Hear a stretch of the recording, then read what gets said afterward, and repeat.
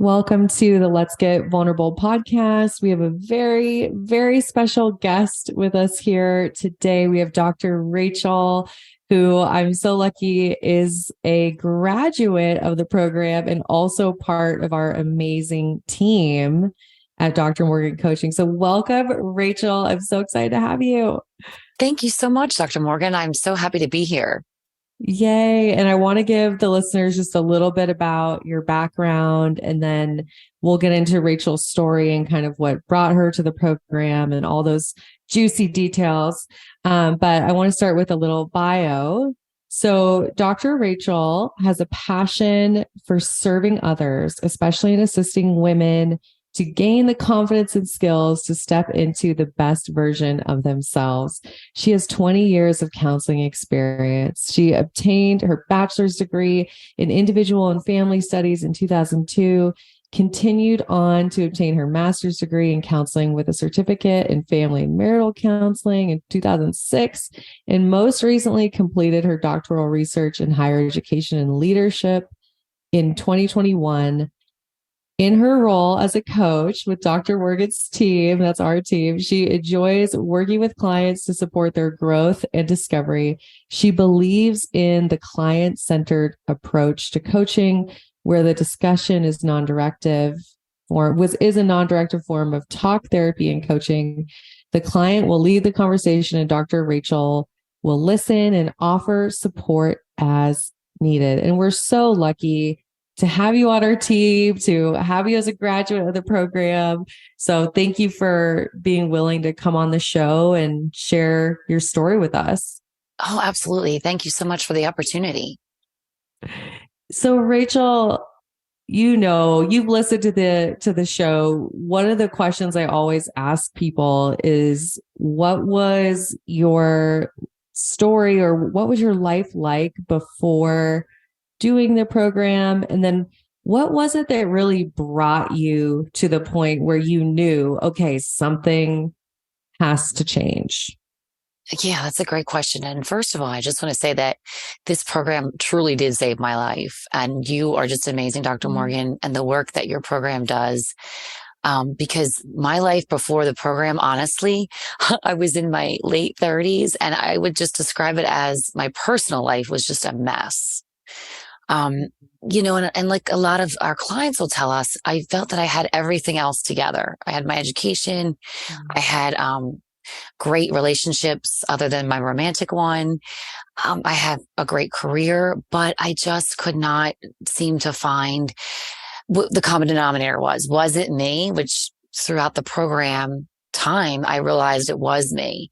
But I went through a divorce back in 2015, and I had two small children at that time. They were very young. And from that divorce, I really lost myself. I became the first person in my family and friend circle that was divorced. So there was a lot of shame around that. And even though I would tell, like, my rational brain would tell myself, you shouldn't be ashamed. You're human. And, people make mistakes and things don't work out. I still felt so much shame. And through therapy, through talking to colleagues and friends, it didn't matter. I carried that around for many years. And if you didn't really know me, you might have thought I was doing okay, but it was ultimately moving over into my relationships. And so from that divorce, I ended up in just one relationship after another that did not go anywhere.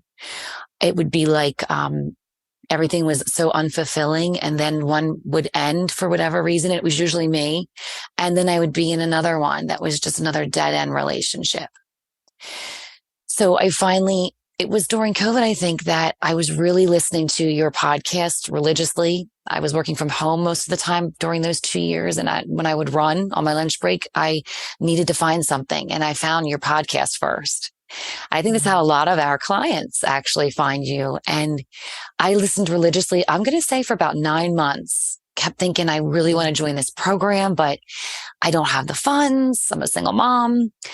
And then finally something just said, you got to do this, Rach. You just got to do it. So I did. And those 8 weeks that I had in the program were really life-changing. And even though I'd been through therapy, I have a background in counseling and psychology. It's just the work of, I think, getting down to that core and those beliefs that just really, I mean, I uncovered so much, and it was just very life-changing. Oh, it's so good to hear you share this. And I know so many people can relate. A lot of our listeners probably have carried shame about the way that their romantic relationships have gone and thinking like, oh, this is how it should have been, or even like I'm a failure in my relationships. And I love that you talked about that. And even just this reality that maybe from the outside, it seemed like everything was fine. And, you're very put together and obviously, higher education, all the things, but knowing that deep down something wasn't right and you weren't truly happy and living your best life. So, Right. I'm just so glad that you found us too, and that you've done this work. It's such a gift to us. I'm curious about that, going through the divorce and being the only one in your friend group and kind of like the shame. Take me back to that time and like, what were some of your beliefs about yourself and just beliefs about relationships during that time of your life? Yeah, thank you. I think that's really good to go back to, because these were truly limiting beliefs now that I know, but at the time they felt so real. A big one for me was that I'm just not made for relationships. I'm not cut out for them, for romantic relationships. And I would tell people, it's just maybe not for me. Maybe my purpose was to raise my children, be a great friend and a great counselor, but I'm not cut out for a romantic relationship. And I believed that for, I'm going to say, a good 6-7 years. Oh my gosh, Rachael, how many people do we know that think that? And like a Yes. lot of our clients, and there's a lot of protection in that because you kind of just write it Yeah, off. You're like, okay, I you're right. just won't have that part of my life together. Yes, exactly. And another thing that happened too, Dr. Morgan, would be where the shame came in is my children were little at the time. So I would go to every birthday party as the single mom, the dance recitals, the little league field. Um, and then I would feel almost very uncomfortable if my friends that were married, they would sometimes, I wouldn't get invited to certain things because I was the single girl, and it would be couples things. So that, I think those external messages that I was getting just added to those beliefs that I had, that there's shame around this. Maybe I'm not worthy. And I just tried to work through it, but it became a big mess and I didn't know what to do and where to Mm, even start. yeah. And it sounds like, I know you shared you were dating, and just every time either you would end it or it would end, and your relationships just weren't able to move forward. That's right. And so when I went through your program, I had not really studied much on attachment theory. And, we learn a little bit about it, but I never really dived into it much in my studies. So I had no idea that at the time I was really operating strongly out of the anxious, but I did have some avoidancy too. But I would Mhm. never have guessed that. If somebody had said that to me, I would have said no way on the avoidancy. But Mhm. as I started to take the program and really start to reflect and dive in a little bit, I started to realize that, yes, I was operating with a lot of anxious behavior. For instance, if a relationship ended, and even if I really wasn't into this person because maybe there wasn't a lot of time invested yet, I would go crazy. Like, what happened? Why didn't they want me? What's wrong with me? A lot of abandonment things that came up during that time. But then, on the flip side, there might be a relationship that I would be in where the minute they did something I didn't like, I was just like, I'm out. I've been through a divorce. I don't need to put up with this. I'm out. And that was a lot of my avoidancy, I think, popping up. Yeah. Thank you for sharing that. I think sometimes it's hard for us to see ourselves the way that we really are. And maybe we're more comfortable with being aware of the anxious attachment. But then when we see the avoidant, it's like, no way is that me. Right. And I can totally relate to that. And when you think about that time, Rachael, it's probably out of fear, right? Like we can Right. connect those attachment strategies, whether anxious or avoidant, of operating out of fear. Do you know what the fear was?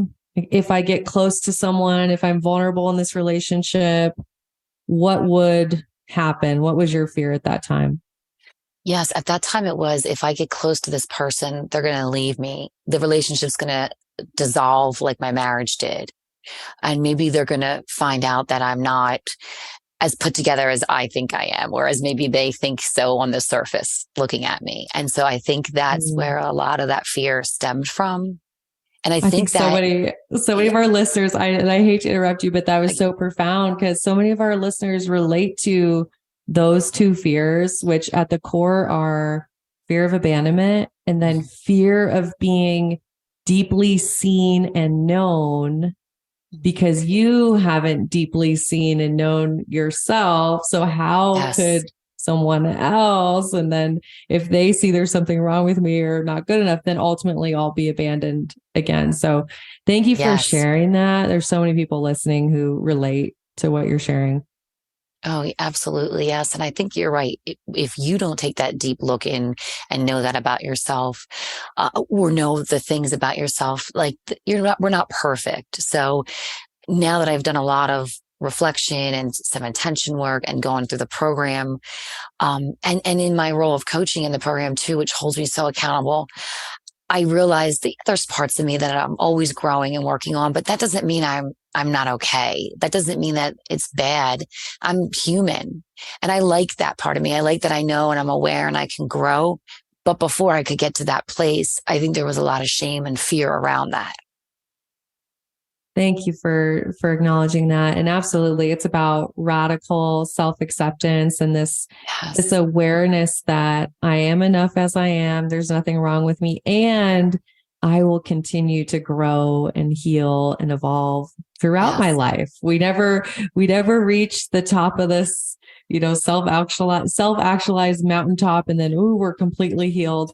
It is this lifelong commitment to healing That's and right. growing. Yeah. Yes. Okay. So I'm just picturing you're running on your lunch breaks, you're listening to the podcast for 9 months, and then you say, okay, Rach, I have to do this. Um, Walk us through your time in the program and just kind of what was going on for you as you were going through that 8 weeks. Okay, sure. So I was working from home and it was January when I started this program. I want to say it was about 2 years ago. And so we were in isolation still from the pandemic. And so I thought this is the perfect time. I have a lot of time to focus on it. I'm not seeing a lot of people. So I would just dive into the coursework and I would pace myself through it. And I just thought, okay, when I come across something that I know I need a little bit more work on, I'm going to spend some more time. But I didn't realize that that would happen as early on as it did. Mm. And, it was the very beginning where you have us looking at our foundations and our core relationships that I realized, oh my gosh, I think I can go deeper here than I initially thought. So I just surrendered to it and said, I'm going to just see what comes up from this and I'm going to go with this. And it was from that moment on, it was just really wonderful for me. Parts of it were tough, but there were parts that were amazing because I was discovering parts of myself that I knew were there, but they had just been hidden or I just wasn't able to see them. Yeah. And that relationship inventory exercise, I think you're partially referring to that where Right. you're just looking at all your relationships in a different way. And it sounds like you were able to really put put some things together and just have some insights that you hadn't had before. Yes, absolutely. Okay. And then tell me about, obviously I know kind of the journey you went on, but I want to hear about module 2, beliefs about yourself, Oh, beliefs about relationships, repetition, compulsion, all the things that you go through in module 2. And what was that like to go through that part of the program? that was very challenging, but it was so necessary, I think, for the growth to really happen. For me, the biggest one was the limiting beliefs around myself. I realized during that time that I had so many limiting beliefs about myself. And it was sad when I actually wrote them down and saw them, because I teach to people every day at work, in my career, to, of self-acceptance, of showing up as your best self. But then to see on paper what I was thinking about myself and the things that I would tell myself. And I sat and I thought, people even closest to me would never think that I would speak about myself this way or think these things of myself. And so I actually cried during that exercise. And I took a few days before I moved into the empowering beliefs, to circumvent that. And then again, some more days in between moving into the limiting beliefs about relationships as well, which that too was very eye-opening for me as well. Thank you so much for sharing that. And I think there is a lot of sadness that we experience when we realize what we've been carrying around unconsciously. And I love that you shared that you made space for that and you took time and allowed yourself to cry. That's so important. Oh, I agree. And, I always tell clients too, when we're coaching them, that it's okay to feel through these emotions. And that's what we want you to do. We don't want you to mask that, because it's coming up to the surface for a reason. And maybe you've never really discovered this before, but now you know, and you're feeling through it, and some true healing can really occur from that. And that definitely is what happened for me. Yeah. So you're moving through the program, and then obviously in module 3, there's so much more about attachment theory and developing your securely attached identity, securely attached Rachael. I know that there's so many pieces there. Can you share with us like some of the changes that you started to notice as you were going through it? Yes, the securely attached you document is so, so powerful. For me, a lot of my anxious attachment would cause me to show up in relationships extremely jealous and non-trusting of my partner. And and it was something that I wanted so desperately to work on and fix, but I honestly did not know how. And it would lead to arguments. And then I would say, okay, I won't ask that again, or I won't think that again. And it would come up 3 months later, for instance. So when you have us do that exercise, and it's like we really sit and think about, okay, if I'm going to show up here in this relationship or this future relationship, how does that look like? How will that look like as a secure version of myself? What do I want that to look like? And I sat with that and I journaled through that and found a lot of things that I wanted to include. And so I made my document. And to this day, I say that religiously every single day with my morning alignment work, because I feel that it's holding me accountable, because I know, right? We're human and we slip up and we're triggered. Because I do it every day, it's kind of ingrained in me that as soon as those triggers happen, I literally revert back to that document. I can see it. And I will say, okay, don't overgeneralize, for instance, or trust this unless this person has shown you otherwise, and they haven't yet, right? So this is course correcting. Okay. So then you're going to trust what they're telling you because they haven't given you any reason.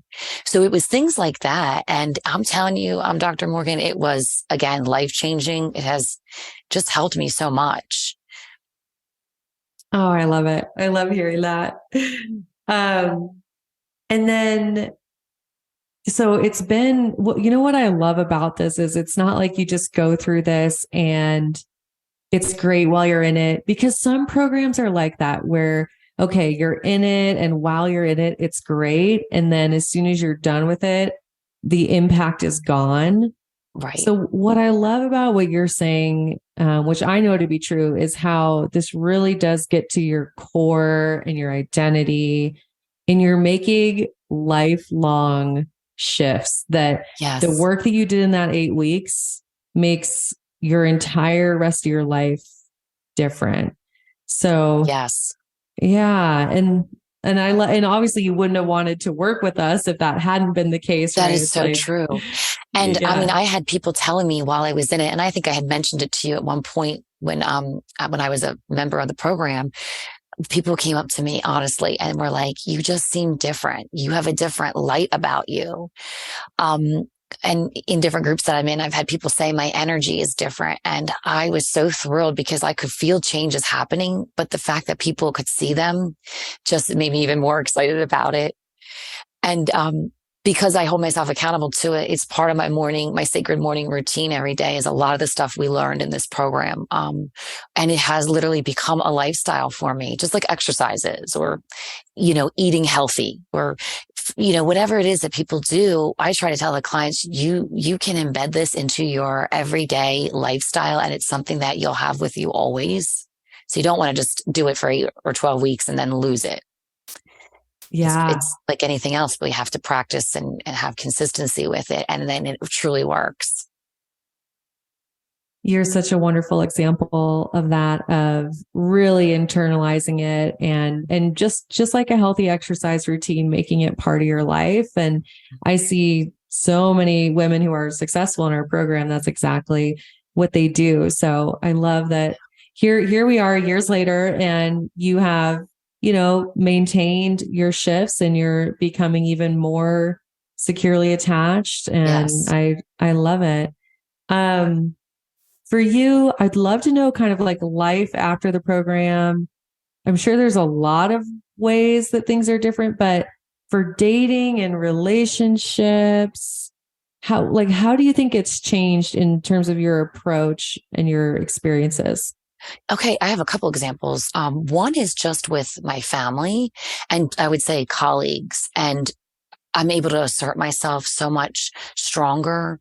I have better boundaries now. Like that was a huge area for me. And coming through this program, I realized I have a right to certain boundaries with different relationships, and they might change depending on the relationship. So I come from a very close extended family, and I had to put some boundaries in place. Even with just my 2 children who are teenagers now, with colleagues. So that's been a real blessing from coming through the program. And then with regards to dating, I took a long time off. I wanted to focus on the program. That's just what I had decided to do for me.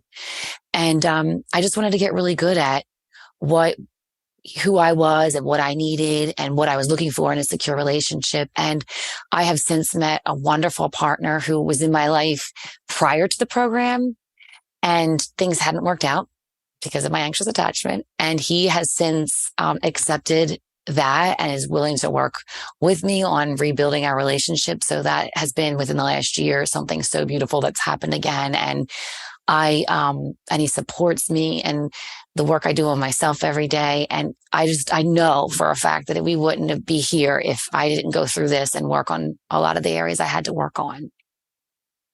Oh, I love that so much. I love it. Yeah. Isn't it wild how we can have a completely different experience in a relationship when we show up differently? It can be an entirely different relationship just by Yes. changing how we show up. Yes. And I think that I think that he could attest to that yes, at times I think he realizes I'm stronger and more assertive than he realized. And it's a good thing. And I can say when I don't like something, I can state my standards and my boundaries, and he respects it, which is just really wonderful. Oh, I'm not I'm so afraid to do it. excited for So you. Yeah. And then yeah. obviously how it impacts you at work and with family and your role Yes. as a mom. Obviously, there's just all these different ways that you healing that relationship with yourself and being able to Yes. communicate well, it's just impacted you in so many areas. Oh, for sure. Yes. I love it. Um, I want to talk to you about kind of your work in the program as one of our coaches, because I love coaching women inside the program. And I definitely want to hear your perspective too. Before we do that though, I just have been thinking about, as you and I have been having this conversation, how so many people in helping professions, whether it's counseling, nurses, doctors, people who find themselves in health professions and helping professions, I feel like we know intellectually all the things, right? And we're helping Right. all these people, but yet so many of us have neglected ourselves and Yes. our own self-worth. You agree with that? Oh, I do. I absolutely do. And I think that sometimes it can be burnout or that we pour so much into that servant leadership or whatever our mission is that we're doing with people and that we forget ourselves. And you'll see that even just in mothering, even they pour everything into their families and their children and then they forget who they are. And it's so important because we can't do the good work for others if we are not taking care of ourselves. So it does come down to we have to take care of ourselves on all different levels. Yeah. And Rachel, I don't know about you, but when I was avoiding doing my own healing work, I was just packing my therapy calendar. I was seeing 30 clients a week and I was just working my butt off and I was giving so much to others. And Yes. part of that was out of avoidance of me doing my own work. Oh, yes. Yes. I can see that. We were trying to make ourselves busy so we can just neglect what really is the obvious and we don't want to deal with it at the time. And so I think it was taking that, like leaning in and saying, okay, I know there's something I want to work on here to make myself show up as my best version of myself. And let's do this. Like it's time. And Yeah. I think that is absolutely right. And so you need to make the space and the time to do that though. Absolutely. And, I loved how you shared, like, I think it's true. If we look at someone who's in a helping profession, such as you or myself or nurses or whoever, we kind of go, okay, they've got it together because they know to take care of themselves because it's their job, right? Like they help Right. other people. But it's so important for people if you're in that role, I think instead of assuming that you need to say, wow, I'm even more susceptible to not taking care of myself since I've been so pulled to be in service and take care of others. I'm very Right. vulnerable to neglecting myself. And that means I need to really, really look and make sure I'm okay. Oh, I agree. And I think that a lot of people, like I see it in my own circle of close colleagues, we, they sometimes feel without directly saying it, but I can tell they feel that if they take time for themselves, their self care, that it's taking away from helping others, that I, I can't find the word, but basically taking away from their work for others. And I tell them, but it's so important. Your self care is important for your emotional health, your mental health, your physical health. And so we try to talk about that. But I think, like you're saying, Dr. Morgan, it is a huge problem in the helping Mhm. professions because of what our main mission is and what we're trying to Yeah. do to help others. Yeah. And thank you for being an example of someone who is willing to take that space for herself, obviously, and knowing that you were so worthy of doing the healing work and coming out on the other side. And, Yeah. now you're obviously continuing in your work and you're getting to work with us in the Yes. program. And yeah, I want to just hear from you. What has that been like getting to coach women who are going through the same process that you went through? Oh, it's been amazing. So I've been coaching on your staff now for about a year. It was just a year and it is just wonderful to meet all of the different women that come through the program to realize and to assure them that we're never alone. There's a community of us that are here to help each other and support each other. So hearing their stories and then seeing them as they progress through, a lot of times later on, they stay on or they connect with us. And that's really great to see the great changes in their lives because of the program. And I just sit there and smile and think like they got it. This is so great. And hopefully they'll tell somebody else that might need it. And then that person will find us. And it can just be a continual flow of helping others. I love it so much. And I think about too, I think you mentioned this, how being in our community and getting to coach women is also a way for us to be accountable to the work, right? Like Right. you're immersed in it, you're of service. And when we hear from our clients, it also forces us to grow and heal. And so it really is this, like, it's just, I don't think our clients realize how much they give to us too, just by Yes. showing up and being vulnerable. And I'm always so inspired and just so grateful to hear our clients' stories, because it also helps me continue to heal and grow too. Oh, I agree with that so much. And I'm inspired by them. I learn from them. I'm amazed by some of them, like you are too, Dr. Morgan. Like I give them so much credit, and they share, and they're so vulnerable. But it keeps us accountable, especially when they ask, for instance, can you help me work through emotion regulation? And it just makes me then want to really help myself too. So I'm helping them, but then that process is also helping me, and I'm staying accountable. So it's just been really great that way. Yeah, it's such a beautiful community. And I think that it just feels like such a safe, such a safe environment, I think, to talk about all the struggles and to be open and honest about your negative core beliefs. And, we have women posting their Yes. negative core beliefs in our Facebook community. And it's just amazing to see that it's our private group, and just see how people are growing and supporting one another. And I'm always so happy to have you part of that and sharing in it. Oh, yes. Thank you. And I just wanted to add to that when I see them posting in our private group and they're posting on things that are really sensitive, like their limiting beliefs. I mean, we know that took a lot of courage for some people to do that, to share that vulnerability. And that just is amazing, because sometimes you'll talk to them in your one-on-one sessions or in our groups, and some of them might be afraid to speak up, but then when we see them do that, it's like they finally have realized there is connection and there's community here and it's safe.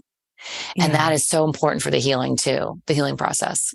Oh, absolutely. Because when we get things out and we put them out in the open, and we have that radical self acceptance and radical self compassion, that's when we can really release them and make room for those empowering beliefs and new ways of being. So that vulnerability is just another way to practice radical self acceptance. Yes. This has been such a great conversation. I don't want it to end. I do want to ask you this question. If we have someone who's listening, who's really on the fence about the program, maybe they're like you, they've been listening for 9 months and they're like, I don't know if I could do it. They're feeling scared. What would you say to that person who's on the fence? Yeah, I would just say you are your own best investment. So if you're sitting there and you're wondering, and if it's a financial decision, and we understand that, right? But if you're just not sure, you don't know if you can get vulnerable with yourself. And I would just say, lean into that fear and just do it, because this is such a wonderful investment, because you're investing on yourself, on your future relationships. And, it's something that nobody can take it from you.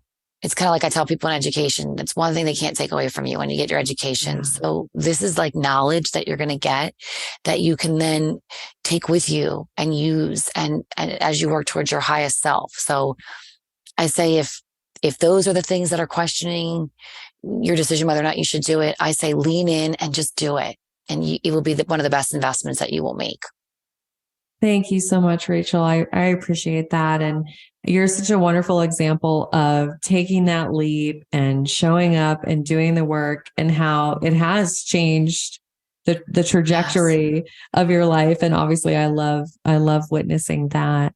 We're so lucky to have you, and just for having you share your story today. I know there's listeners who related.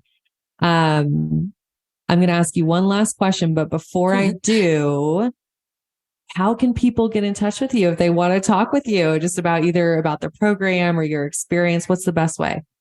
Yeah, thank you. I am on Instagram.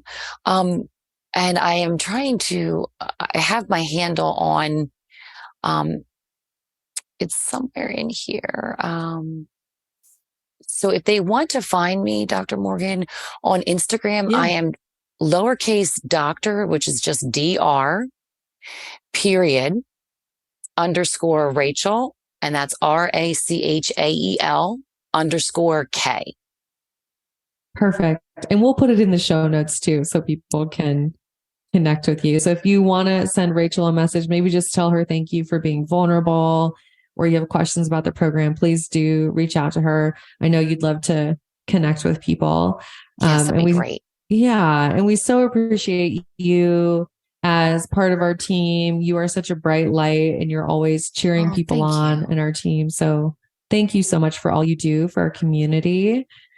You've heard this question. I always ask my guests. So I'm going to ask you, if you were walking down the street and someone random comes up to you and they say, okay, Dr. Rachael, I want your best life advice of this current moment. What would your best life advice right now be? Okay. Right in this moment is do not worry what others think of you. Just let it go. I spent too many years worrying about what people think of me. And it took until I was in my 40s to realize it doesn't matter. If I'm not hurting them, I'm not hurting myself. It doesn't matter. So you just go be you and be the best you that you can be. Oh, the best advice. Yes. We always seem to hear that one over and over because we're so conditioned to worry about what people think of us. So yes, that's a really important one. Just put that all over all over your walls and sticky notes. And just don't worry what people think. I love it. Well, you have been such an amazing guest. Thank you once again. Thank you. Thank you so much for having me. It's been an honor. Of course. All right, y'all. And if you appreciated this episode, make sure you screenshot it, share it to your Instagram stories, tag me. I want to see, obviously reach out to Rachael if you want. And of course, if you also went, oh my gosh, I think I need to do the program and Rachael's story inspired you, we have the link to apply to the program in the show notes. So we would be honored to coach you and welcome you into the community and just to help you through your own transformation. So thank you again, Rachael. Thank you. Awesome. And to everyone listening, of course, we're wishing you high self-worth and great relationships. We'll talk to you soon.